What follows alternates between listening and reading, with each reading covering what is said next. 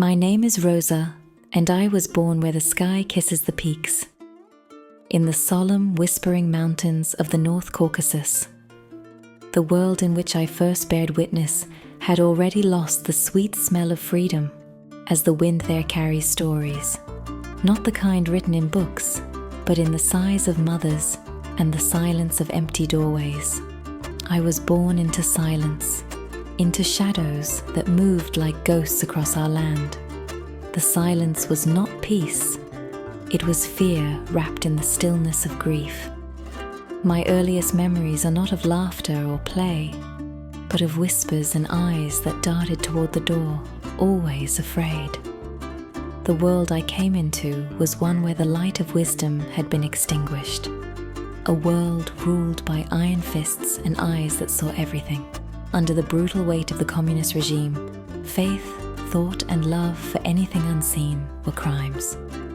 And my father, my sweet, soft-spoken father, he was guilty of all three. I was just a small girl when they came for him. He had done nothing but kneel in quiet prayer, speak gently to neighbors with words from the heart, and look at the stars as if they were something sacred. That was all it took. One night they came in their long coats and heavy boots, dragging him from the warmth of our home. I remember his eyes, not filled with fear, no, they held something deeper, a kind of sorrow, a farewell. As if in that last glance he was memorizing my face, or offering me all the courage he had left. They sentenced him to 20 years in the icy void of a Siberian labor camp, for the crime of hope, for believing in something more. After that, our home grew quiet in a new way. Not the silence of fear, but the silence of absence.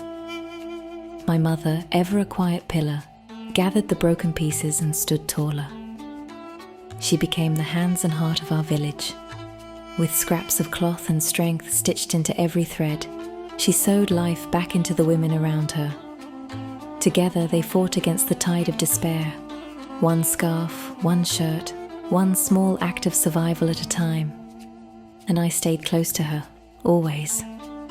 I clung to her side like a shadow, listening, learning, watching the women barter, sew, cry, laugh, learning that even in ruin there is resilience. But fate was not done with us. My little sister became gravely ill from a severe infection. We had no choice but to try and reach the city, hoping for a doctor, for mercy. My mother and brother set off on a rickety wagon, cradling my sister in her arms. She left me and my 4-year-old brother behind with our older sister, but I couldn't bear to be left behind. We never made it to the city.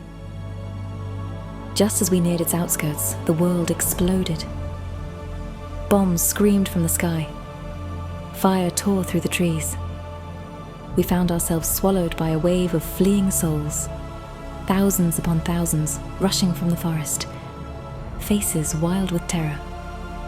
German and Russian forces clashed like titans above and around us, uncaring of the children beneath them. We were swept away, not toward safety, but into the wilderness of war. Our village disappeared behind us like a dream fading at dawn. My mountains, once so proud and eternal, became distant ghosts. We were no longer a family from a small village. We were war refugees, nameless and scattered, walking into a future that had been set on fire. And I was only 12, but I already knew the taste of sorrow, the smell of burning earth, and the weight of a world that breaks the gentle before it breaks the strong. To be continued.